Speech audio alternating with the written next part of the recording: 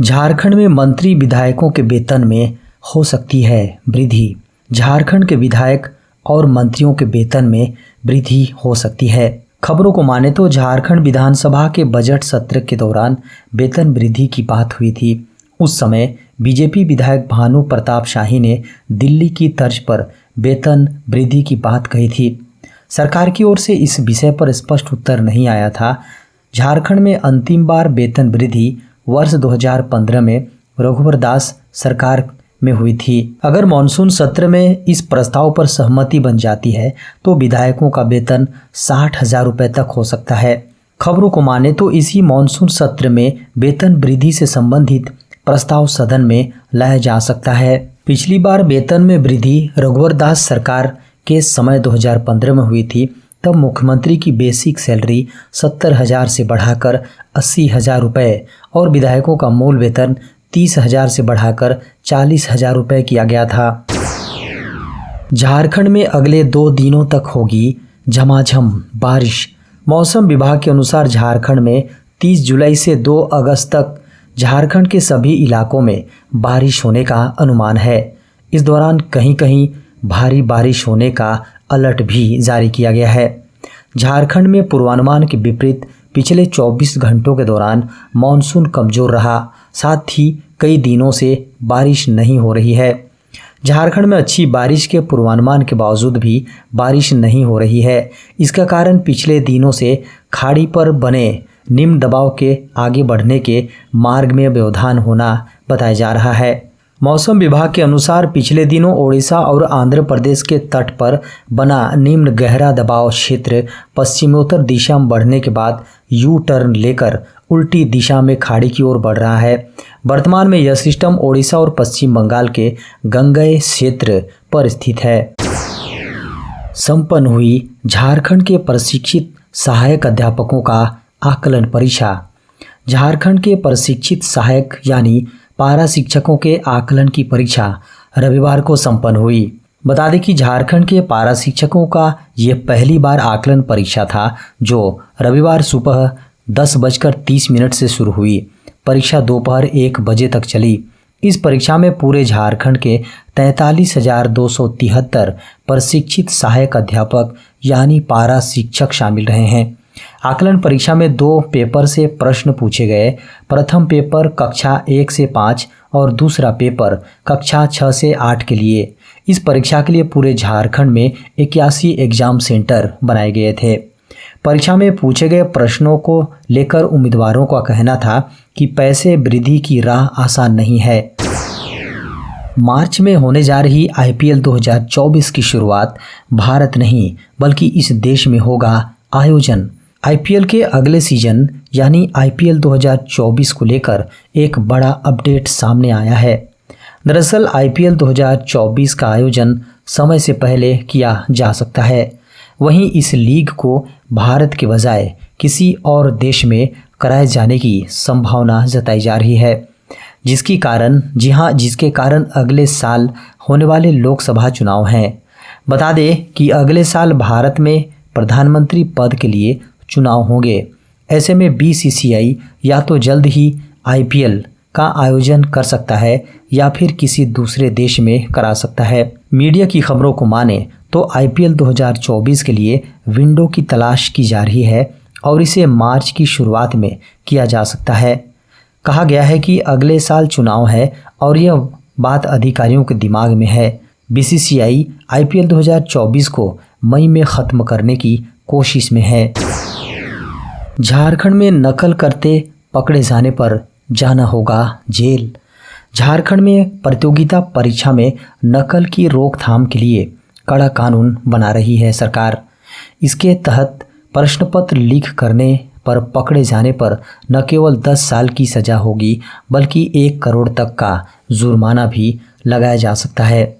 इसके अलावा एग्ज़ाम में नकल करने पर दोषी पाए गए दोषी पाए जाने पर संबंधित विद्यार्थियों को 3 साल तक की सज़ा और 1 लाख रुपए का जुर्माना के साथ अगले 2 साल तक परीक्षाओं में शामिल होने पर प्रतिबंध का प्रावधान किया जा सकता है।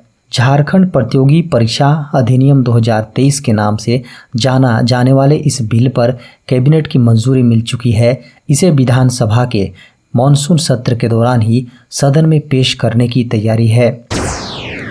कर्मचारी चयन आयोग की ओर से जेई 1324 भर्ती के लिए आवेदन शुरू।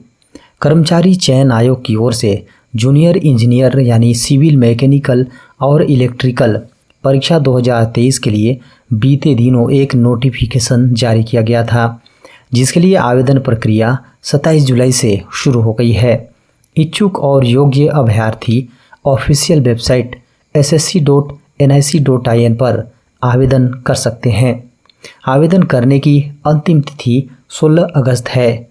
इसके बाद किसी भी अभ्यर्थी का फॉर्म एक्सेप्ट नहीं किया जाएगा। नोटिफिकेशन के अनुसार जेई परीक्षा अक्टूबर में संभावित है। हालांकि अभी निर्धारित तारीख नहीं जारी की गई है।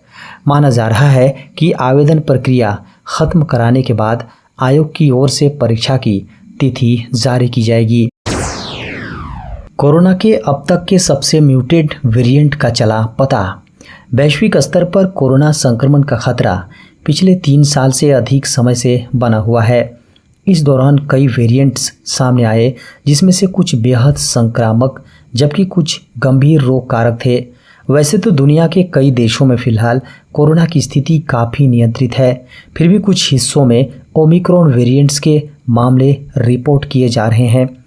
हालांकि रिपोर्ट्स को माने तो ओमिक्रॉन के वेरिएंट्स के कारण अमेरिका का कई हिस्सों में पिछले दिनों कोविड-19 के कारण अस्पतालों में भर्ती लोगों की संख्या में 10% तक की वृद्धि दर्ज की गई है। स्वास्थ्य विशेषज्ञों का कहना है कि कोरोना के जोखिमों को लेकर लोगों को अलर्ट रहने की ज़रूरत है। वेरिएंट्स में लगातार म्यूटेशन जारी है। इस बीच वैज्ञानिकों ने एक रिपोर्ट में चौंकाने वाली जानकारी शेयर की है।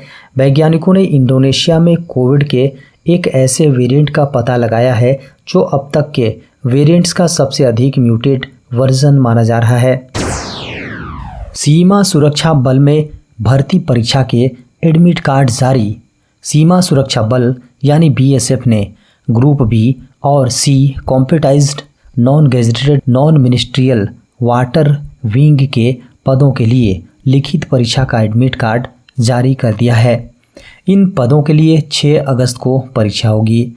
वे सभी उम्मीदवार जिन्होंने इन पदों के लिए आवेदन किए हैं ऑफिशियल वेबसाइट bsf.gov.in पर जाकर अपना प्रवेश पत्र डाउनलोड कर सकते हैं।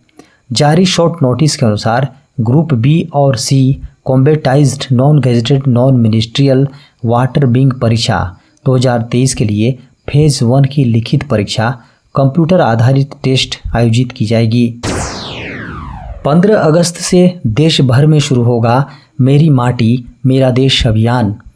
प्रधानमंत्री नरेंद्र मोदी ने रविवार को घोषणा की कि देश के शहीदों के सम्मान में स्वतंत्रता दिवस से पहले मेरी माटी मेरा देश अभियान शुरू किया जाएगा। आकाशवाणी पर प्रसारित मासिक रेडियो कार्यक्रम मन की बात की 103वीं कड़ी में अपने विचार शेयर करते हुए पीएम मोदी ने कहा कि हर जगह अमृत महोत्सव की गूंज है और 15 अगस्त पास ही है तो देश में एक और बड़ा अभियान शुरू किया जा रहा है। उन्होंने कहा शहीद वीर वीरांगनाओं को सम्मान देने के लिए मेरी माटी मेरा देश अभियान शुरू होगा। पीएम मोदी ने कहा कि देश के लिए अपने प्राणों की आहुति देने वालों की याद में पूरे भारत में कार्यक्रम आयोजित किए जाएंगे। इस दौरान लाखों ग्राम पंचायतों में विशेष शिलालेख भी स्थापित किए जाएंगे। उन्होंने कहा कि मेरी माटी मेरा देश अभियान के अंतर्गत देश भर में अमृत कलश यात्रा आयोजित की जाएगी। IBM और माइक्रोसॉफ्ट देंगे सीबीएसई टीचरों को ट्रेनिंग। सीबीएसई यानी केंद्रीय माध्यमिक शिक्षा बोर्ड ने शिक्षकों की ट्रेनिंग और स्किल डेवलपमेंट के लिए 12 समझौता ज्ञापन पर हस्ताक्षर किए हैं। OMU पर राष्ट्रीय शिक्षा नीति 2020 को ध्यान में रखते हुए हस्ताक्षर किए गए हैं। सीबीएसई ने कहा कि NEP शिक्षा और उद्योग के बीच मजबूत सहयोग पर जोर देता है। उद्योग के प्रदर्शन को बढ़ावा देने के लिए छात्रों के लिए इंटर्नशिप और प्रशिक्षण का प्रावधान करते हुए पाठ्यक्रम को उद्योग की आवश्यकताओं के अनुरूप बनाने की ज़रूरत है। इसके लिए सीबीएसई ने कौशल विकास, शिक्षा और प्रशिक्षण के लिए साझेदारी की है। Atal Innovation Mission, IBM, Intel, Microsoft, apparel, made, ups and home, finishing sector skill council, automotive sector skill council, sports, physical education, fitness and leisure skills council जैसे सेक्टर स्किल प्रोवाइडर्स के साथ 12 MOU पर हस्ताक्षर किए गए हैं। एयरटेल ने दूर कर दी टेंशन, अब एक ही प्लान में कई लोगों को मिलेगा डेटा। टेलीकॉम कंपनियां एक दूसरे को टक्कर देने के लिए धड़ाधड़ नए नए प्रीपेड और पोस्ट पेड प्लान्स लॉन्च कर रही हैं। जियो, एयरटेल और VI अब ऐसे प्लान्स लेकर आ रही हैं जिनमें एक ही प्लान्स में परिवार के कई लोगों को कॉलिंग और डेटा की सुविधा मिलती है। अब तीनों ही कंपनियां कई तरह के फैमिली प्लान्स लेकर आ रही हैं। प्रीपेड की तरह ये फैमिली प्लान्स भी लोगों को खूब पसंद आ रहे हैं। फैमिली प्लान्स की खास बात यह है कि आप एक के खर्चे में कई लोगों के कनेक्शन को सक्रिय रख सकते हैं। देश की दूसरी सबसे बड़ी टेलीकॉम कंपनी एयरटेल भी अपने फैमिली प्लान्स में यूजर्स को कई तरह के ऑफर देती है। एयरटेल फैमिली पोस्टपेड प्लान्स में रिचार्ज ऑप्शन भी देता है। कंपनी के फैमिली प्लान्स की शुरुआत 599 रुपये से होती है। एयरटेल का सबसे टॉप का फैमिली प्लान 1499 रुपये का है। कोविड-19 से बचे लोगों में बढ़ा डायबिटीज़ का खतरा। कोविड-19 से बचे लोगों में पहले वर्ष में मधुमेह का खतरा 40% बढ़ गया है। महामारी के बाद नए मधुमेह रोगियों की एक लहर की उम्मीद की जा सकती है। इसके अलावा बच्चों और किशोरों में डायबिटीज, दृष्टि हानि, गुर्दे की विफलता, दिल के दौरे, स्ट्रोक और अंग विच्छेदन का एक प्रमुख कारण भी बनकर सामने आया है। ICMR के हालिया अध्ययन के अनुसार भारत में मधुमेह तेजी से एक संभावित महामारी का रूप ले रहा है और वर्तमान में 110 मिलियन वयस्कों में इस बीमारी का पता चला है। IDF यानी इंटरनेशनल डायबिटीज फेडरेशन 2021 के आंकड़ों के अनुसार 74.2 मिलियन रोगियों के साथ भारत चीन के साथ दूसरे स्थान पर है।